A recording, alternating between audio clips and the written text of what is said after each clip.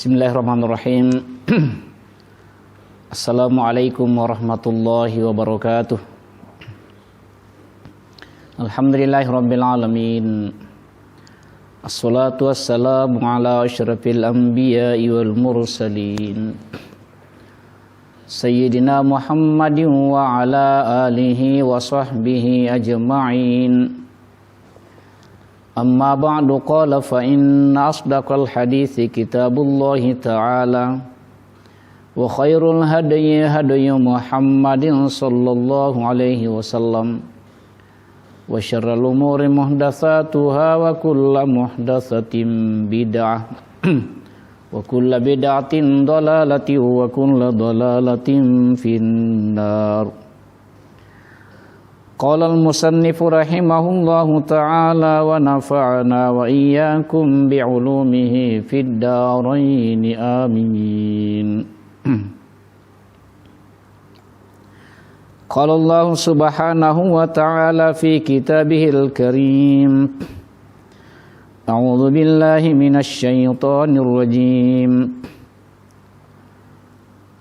Wa may ya'mal su'an aw yadhlim nafsahu thumma yastaghfirillah yajidillaha ghafurar rahima.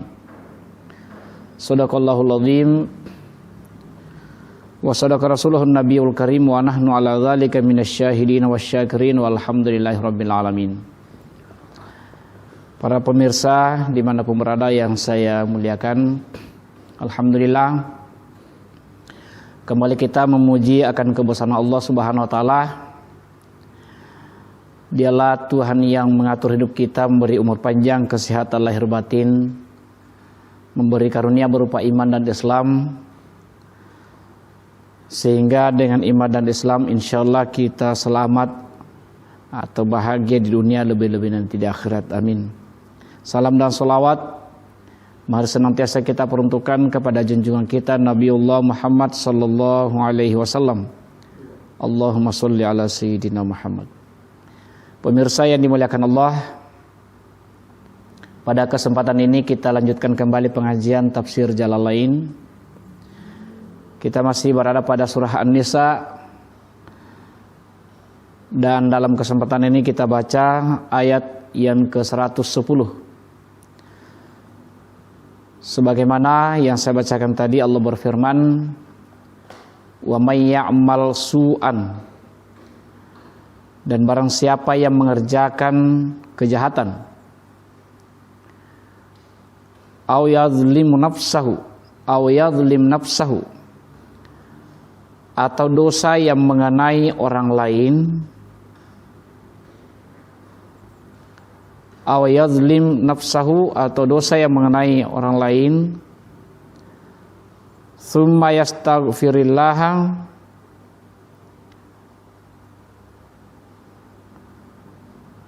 kemudian dia mohon ampun kepada Allah, yajidillaha ghafurar rahima, nescaya dia mendapati Allah Maha Pengampun lagi Maha Penyayang. Pemirsa yang saya muliakan, jadi di sini jelas bahwa Allah menerangkan melalui ayat ini mengenai perilaku manusia dalam melakukan dosa. Jadi yang pertama, wa may ya'mal su'an, barang siapa melakukan dosa atau kejahatan, ya. Su'an, kejahatan, dalam penafsirannya dikatakan dzamban yasu'u bihi ghairuhu, dosa yang berakibat pada orang lain, ya, misalnya memfitnah, ya, menuduh orang lain, seperti yang dilakukan oleh Tu'ma yang menuduh orang Yahudi, ya. Tu'ma yang mengambil baju besi itu kemudian disimpan di rumahnya orang Yahudi, lalu dia melapor bahwa si Yahudilah yang mengambil baju itu. Ini adalah suatu kejahatan. Dia memfitnah. Aw yazlim nafsahu, atau dia menganiaya dirinya sendiri. Dosa yang akibatnya berakibat pada diri sendiri. Ya, jadi ada dosa yang berakibat pada orang lain, ada dosa yang akibatnya pada diri sendiri. Ya, kalau kejahatan-kejahatan lain ya, misalnya pencurian, perampokan, mencopet, itu kejahatan yang menimpa atau berakibat pada orang lain. Ada juga kejahatan yang hanya berakibat pada dirinya sendiri, menzalimi diri sendiri. Misalnya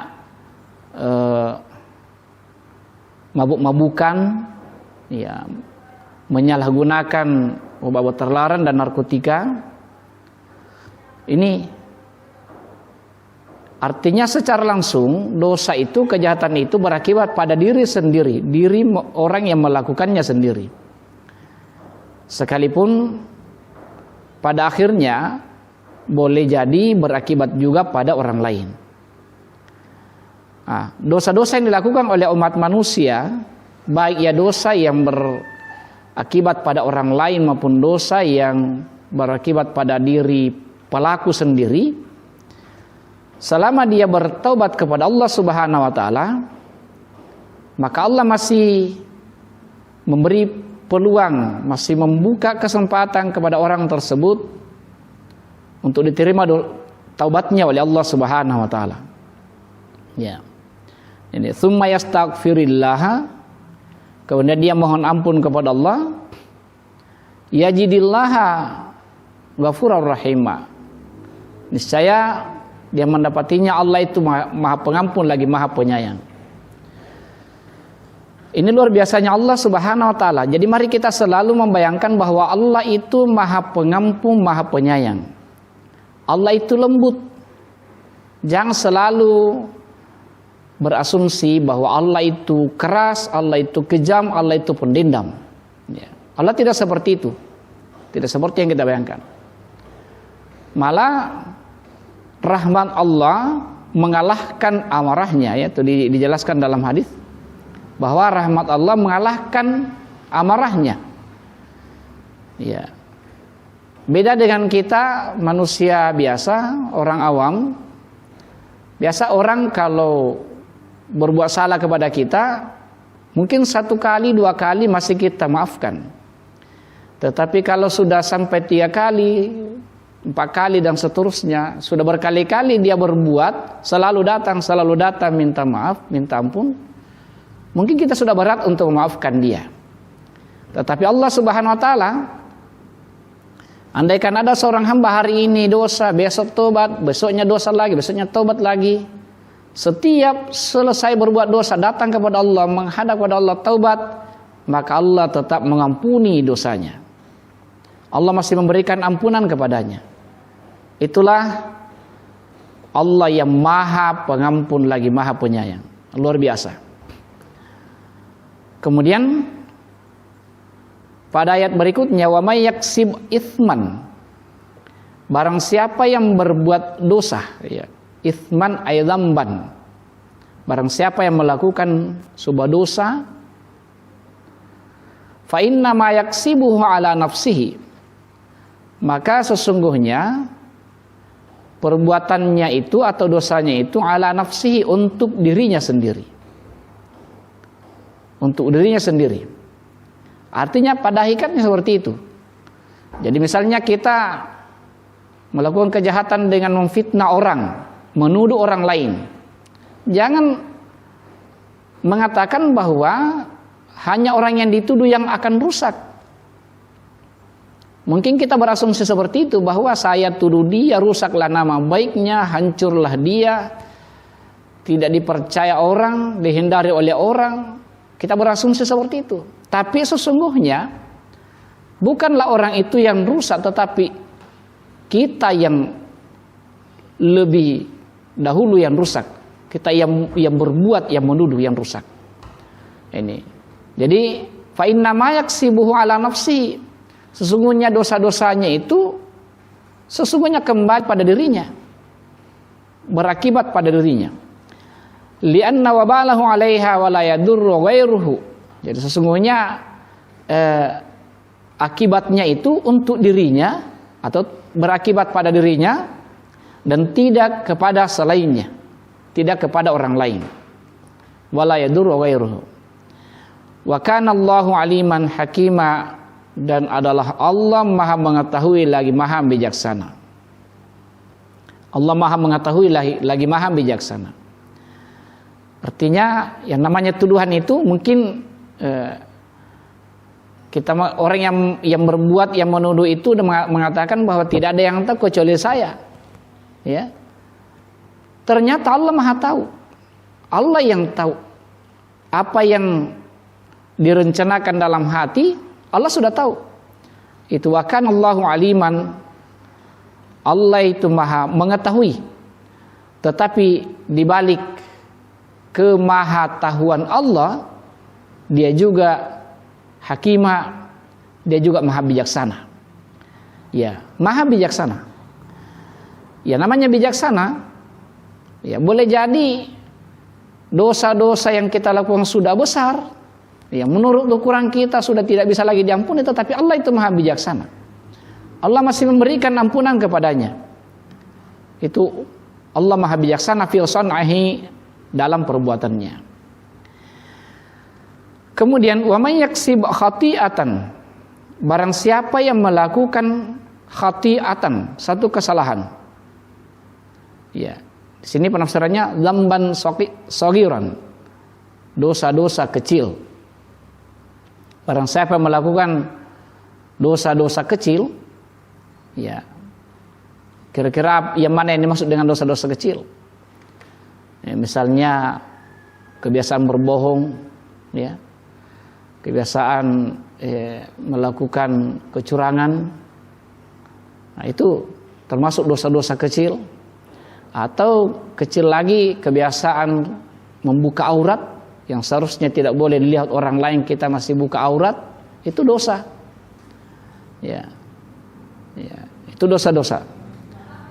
Barang siapa yang melakukan khati'atan, kesalahan atau dosa-dosa kecil, au itsman. Jadi khati'atan itu penafsirannya adalah dzamban katsir, dzamban shaghiran, dosa-dosa kecil. Au itsman, dzamban kabiran. Ya, jadi itsman itu ditafsirkan dengan dzamban kabiran, dosa besar. Ya, dosa besar. Tsumma yarmi bihi bari'an minhu. Kemudian dia melemparkan, maksudnya menuduhkan perbuatan itu kepada orang lain. Ya, kepada orang lain.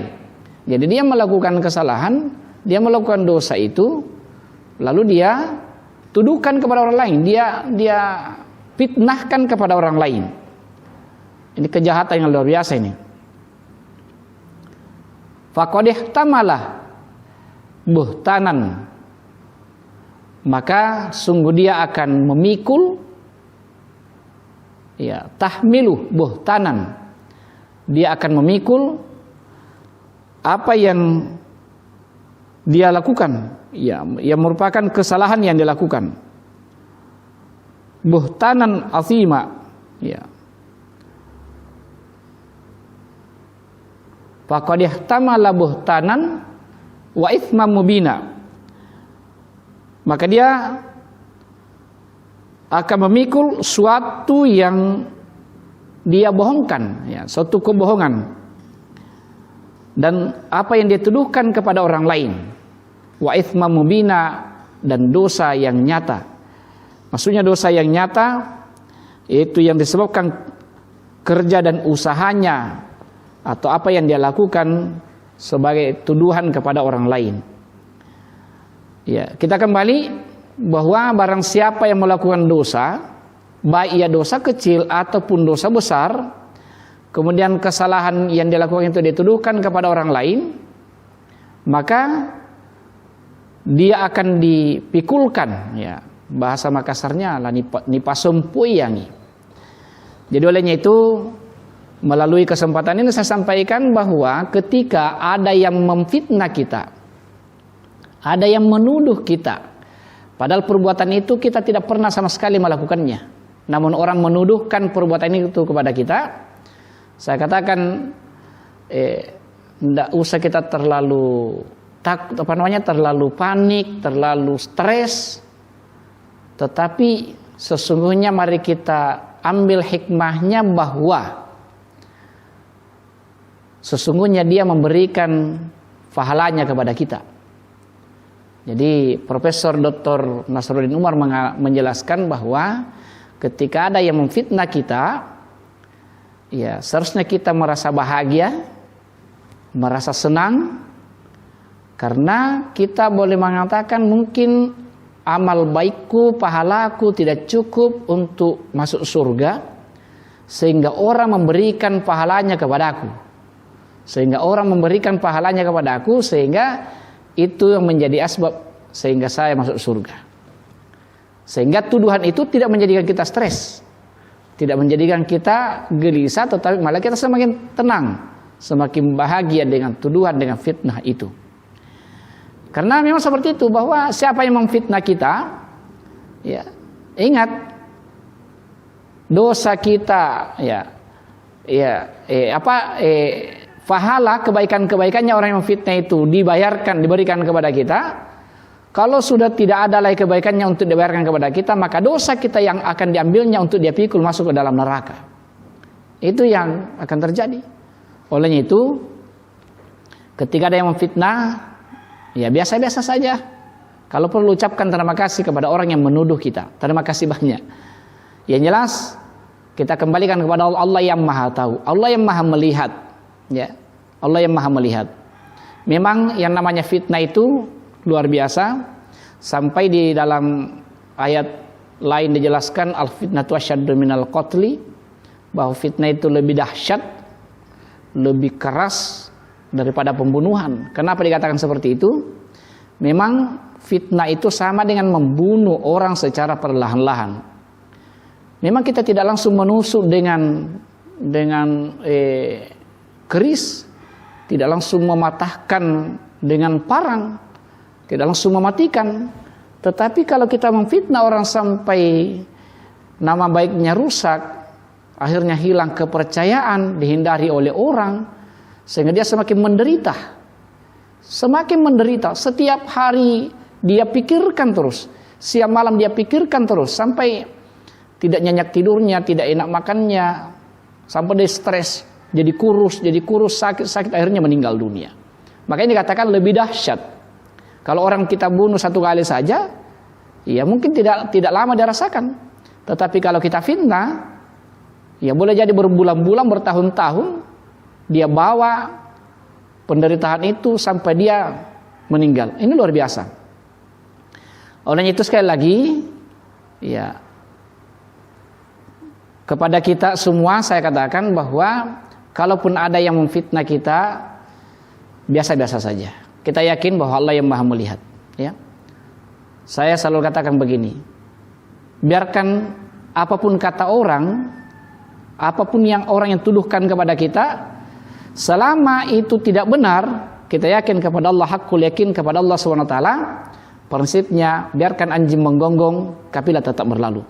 Jangan itu yang menghambat perbuatan baik kita. Jangan itu yang menghambat amal soleh kita. Tetaplah berbuat baik, tetaplah beramal soleh. Insya Allah, jadikan Allah sebagai penilai satu-satunya untuk diri kita. Jangan kita mau dinilai oleh orang lain. Tidak usah kita berharap penilaian dari orang lain. Pemirsa yang insyaallah dimuliakan Allah SWT, saya kira inilah yang kita baca pada kesempatan kali ini. Kesimpulannya, pertama, jangan suka memfitnah, karena fitnah itu salah satu dari perbuatan dosa besar. Dosa besar. Kemudian bagi kita, mari kita berjalan, mari kita berbuat semata-mata karena Allah Subhanahu wa taala. Jauhkan diri kita dari perbuatan riya, mau dipuji mau dikata. Dan ketika kita sudah melakukan sesuatu yang benar sesuai dengan apa yang kita yakini, lalu masih ada yang fitnah kita, ada yang ingin merusak kita, tidak usah dipedulikan. Kita tetap jalan, kita tetap berbuat baik, Karena kita yakin bahwa hanya Allah yang bisa menilaiku, bukan siapa-siapa. Semoga apa yang saya sampaikan pada kesempatan ini ada hikmahnya, ada berkahnya insyaallah, sehingga kita semua semakin menjalani hidup ini dengan penuh kebahagiaan, penuh ketenangan insyaallah. Amin amin ya rabbal alamin. Billahi taufiq was sadaq. Assalamualaikum warahmatullahi wabarakatuh.